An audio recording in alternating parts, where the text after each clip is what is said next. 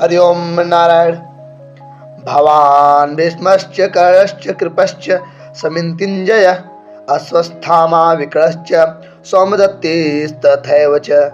भगवान भीष्मश्च, आप और पितामह भीष्म दोनों ही बहुत विशेष पुरुष हैं। आप दोनों के समक्ष संसार में तीसरा कोई भी नहीं है। अगर आप दोनों में से कोई एक भी अपनी पूरी शक्ति लगाकर युद्ध करे तो देवता, यक्ष, राक्षस, मनुष्य आदि में ऐसा कोई भी नहीं है जो कि आपके सामने टिक सके। आप दोनों के पराक्रम की बात जगत में प्रसिद्ध ही है। पितामह भीष्म तो अबाल ब्रह्मचारी हैं और इच्छा मृत्यु है, अर्थात उनकी इच्छा के बिना उन्हें कोई मार ही नहीं सकता।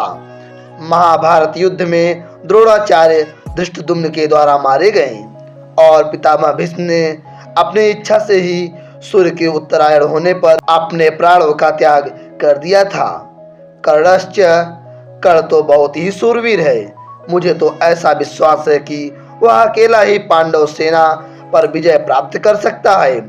उसके सामने अर्जुन भी कुछ कर नहीं सकता।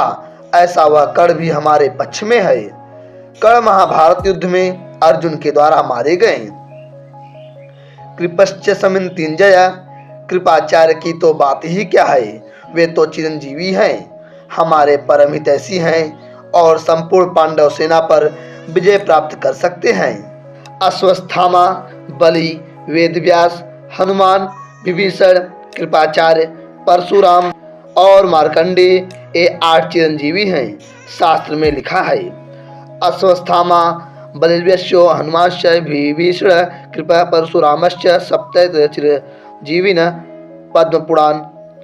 यद्यपि यहाँ द्रोणाचार्य भीष्म के बाद ही दुर्योधन को कृपाचार्य का नाम लेना चाहिए था, परंतु दुर्योधन को कर्ण पर जितना विश्वास था उतना कृपाचार्य पर नहीं था।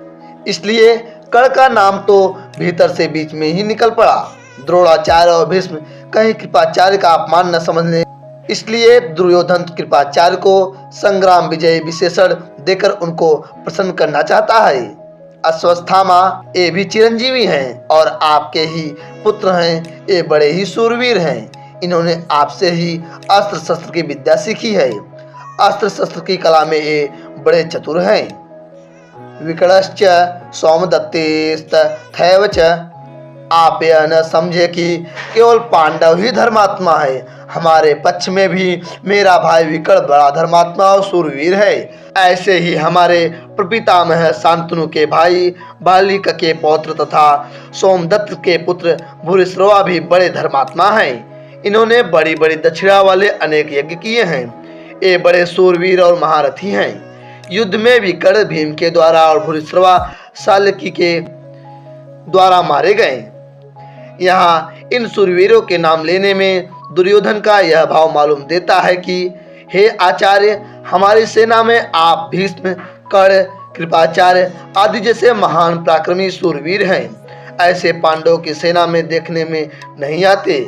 हमारी सेना में कृपाचार्य और अश्वस्थामा ये 2 चिरंजीवी हैं, जबकि पांडवों की सेना में ऐसा एक भी नहीं है। हमारी सेनाओं में धर्मात्माओं की भी कमी नहीं है, इसलिए हमारे लिए डरने की कोई बात नहीं है। आगे का अर्थ अगले श्लोक में।